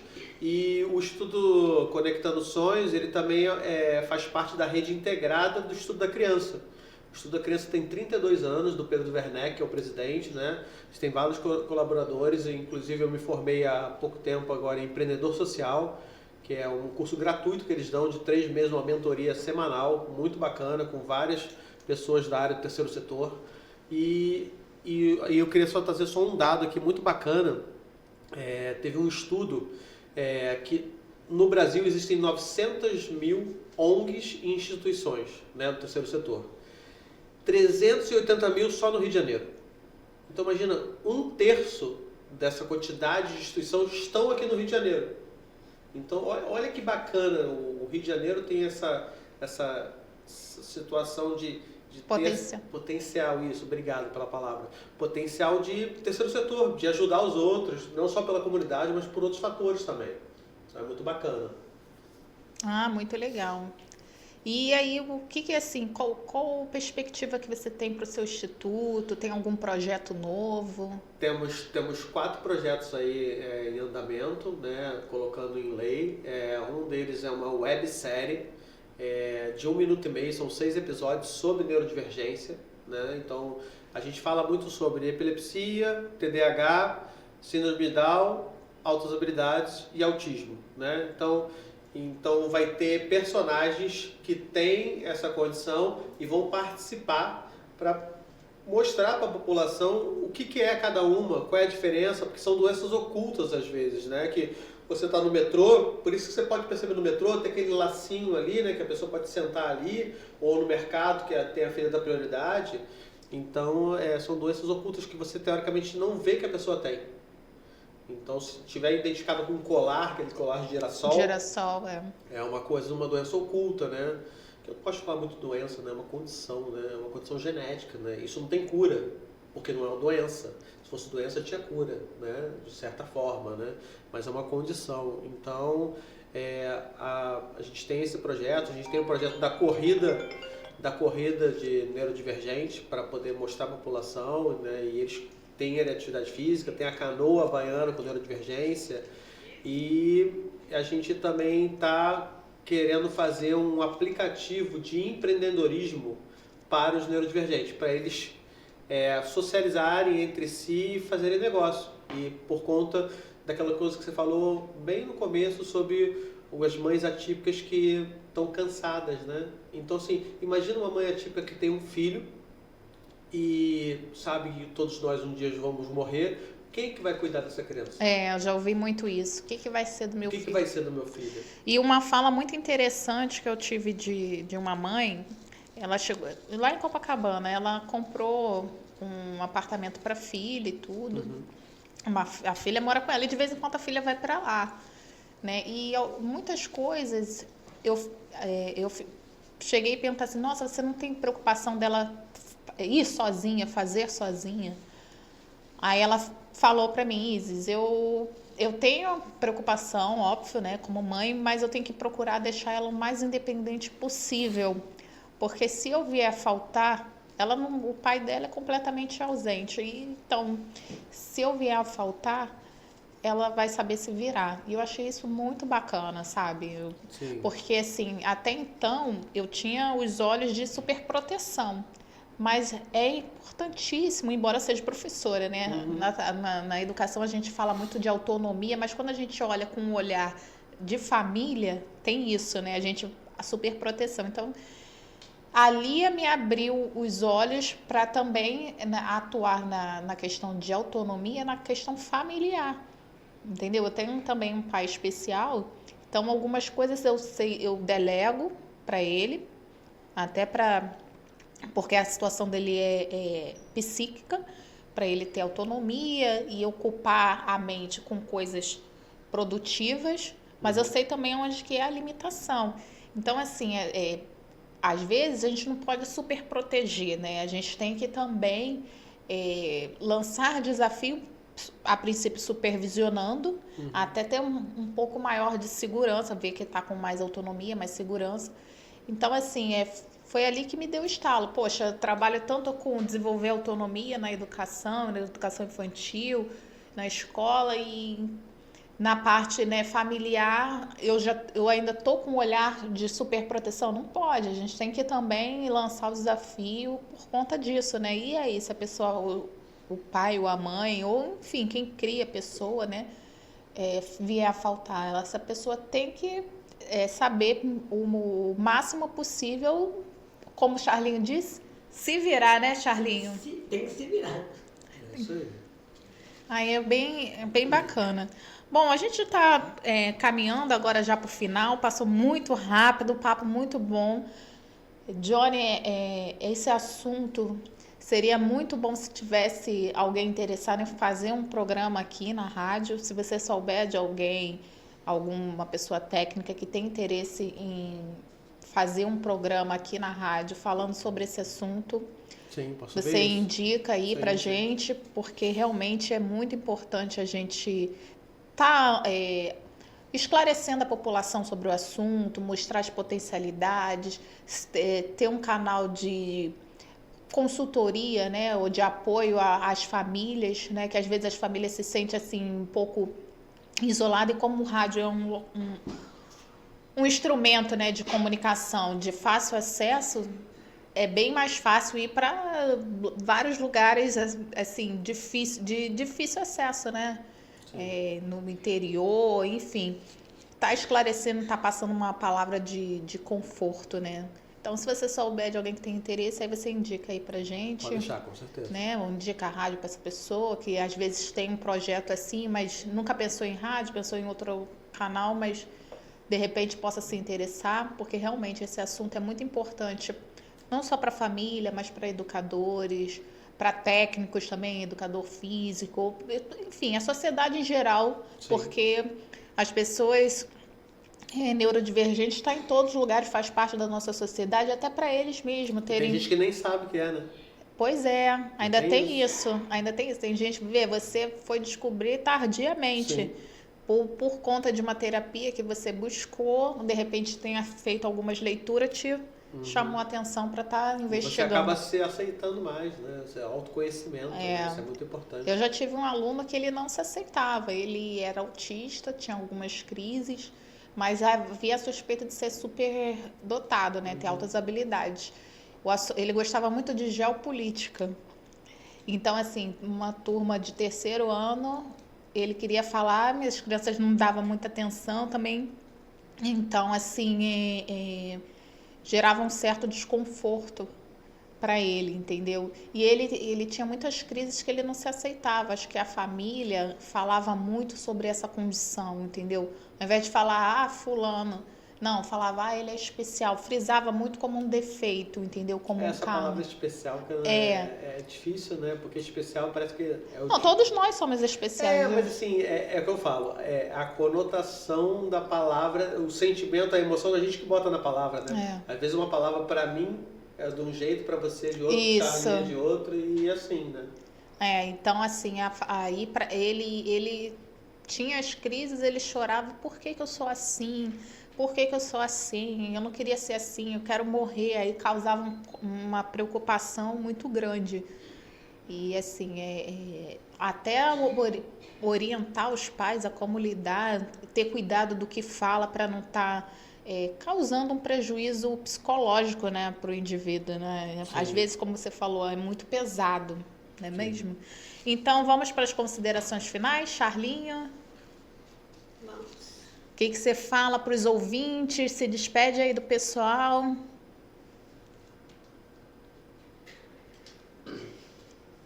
Tem uma preparação, gente, para a despedida do Charlinho. É um prazer estar aqui nessa rádio aqui, Tropical Web, né? A sua voz ruim com a Isa aqui, todo mundo aqui da rádio. É isso aí. Muito obrigada, Charlinho. Johnny, suas considerações finais? Então, primeiro agradecer, né, o seu convite, tudo aqui da rádio. Fui muito bem acolhido aqui e com esse frango assim delicioso da HNT, vou te falar, bem gostoso, foi difícil parar de comer, né? E queria falar também que o Instituto está promovendo um encontro de neurodivergentes, só que é institucional. Vai ser dentro da Receita Federal, no dia 19 e 20 de agosto, né? Não é aberto ao público, né? Porque é um evento da Receita Federal com 14 órgãos federais, de manhã cedo, de 9h30 da manhã até as 4 da tarde. Então vai ser bem bacana, que tem vários superintendentes, Ministério da Saúde, Ministério do Trabalho. Então assim, a gente vai conseguir levar esse assunto para as pessoas que estão lá na ponta, né? Que podem decidir muita coisa também, né? Que tem esse poder de político até, né? De decidir muita coisa. Então é muito bacana ter essa oportunidade que o Instituto está tendo. É um grande evento, a gente está muito empenhado com isso, eu e o cofundador Gustavo, que até vou chamar ele aqui também para poder fazer uma entrevista, que é um cara muito bacana e tem várias coisas para trazer, terapeuta ocupacional, ele tem uma condição de epilepsia e ele tem uma cartilha de neurodivergente também, então é bem interessante. De novo, agradecer aí todo o carinho que vocês tiveram comigo. O evento é quando? 19 e 20 de agosto. Vai ser no próprio Palácio da Fazenda, na Receita Federal. E quem vai poder participar? Então, é o que eu falei, como é um evento institucional que a própria Receita que está fazendo, não tem fins lucrativos, é um evento para os servidores públicos federais. Nossa, que legal, hein? Para todos os servidores, porque a gente começa a perceber que dentro lá da Receita tem pessoas neurodivergentes. Então, para mostrar para eles o que é, como, né, a gente vai criar um espaço, um cantinho terapêutico que a gente chamou de refúgio sensorial para poder regular se algum desses neurodivergentes ou qualquer pessoa tiver alguma situação durante o trabalho que é aquela coisa, eu tenho que ir para casa, estou tendo uma crise de ansiedade, a gente está criando um espaço para mostrar como é que a pessoa se regula. Vai ser passado depois em alguma mídia, o evento? Depois do evento a gente vai passar nas nossas redes sociais, né? Que eu deixo já aqui o Instagram, que é Instituto Conectando Sonhos, vale muito a pena ver. E quem quiser, né? A gente tem um grupo do WhatsApp também que a gente pode ter atividades e tudo. E a gente está sempre aberto a conversas e tudo. E lembrando que a gente está aqui para justamente fazer uma conexão entre todos. Tá? Quem quiser conhecer o Instituto pode entrar na rede social e chamar lá. Isso, pode chamar, porque na verdade o nosso Instituto ele é na internet, né? Ele é virtual. Porque não tem a necessidade, nesse momento, de ter um espaço físico que a gente não faz atendimento. A gente indica, né? A gente elabora projetos, chama as pessoas para fazer o projeto. Então não tem uma necessidade de ter um espaço físico em si. Tá? Tudo bem. Então, muito obrigada, Johnny, muito obrigada, Charlinho, pela presença de vocês. O papo foi muito enriquecedor. Infelizmente não deu tempo do vereador Vitor Hugo estar presente. Acredito que no próximo programa ele poderá estar. Como eu falei, ele é um vereador muito atuante, então a agenda dele às vezes ultrapassa os horários comerciais e prolonga a noite. E então, assim, deixo o convite para vocês retornarem aqui, para estar conversando com o Vitor também, que está conhecendo o vereador, está também colaborando com essas informações para o vereador, que tem também bastante leis na área de educação e, assim, é sempre bom agregar valores, né? Então, talvez alguma coisa que você, como especialista nessa área, tenha um entendimento melhor que pode estar contribuindo até para a formulação de lei Exatamente. No âmbito municipal e está colaborando com a sociedade dessa forma. Isso aí. Então, para os ouvintes, muito obrigada por estar acompanhando, pela audiência. Eu me despeço de vocês, lembrando que, tendo alguma demanda de qualquer bairro que seja do Rio de Janeiro, da Cidade Maravilhosa, pode mandar para mim, Isis Viana, para o telefone 21 99 740 2271. Querendo entrar em contato com a rádio, o telefone é 97 159 1211. Na internet, o site é www.radiotropicalwebbrasil.com.br. Muito obrigada, gente. Até mais.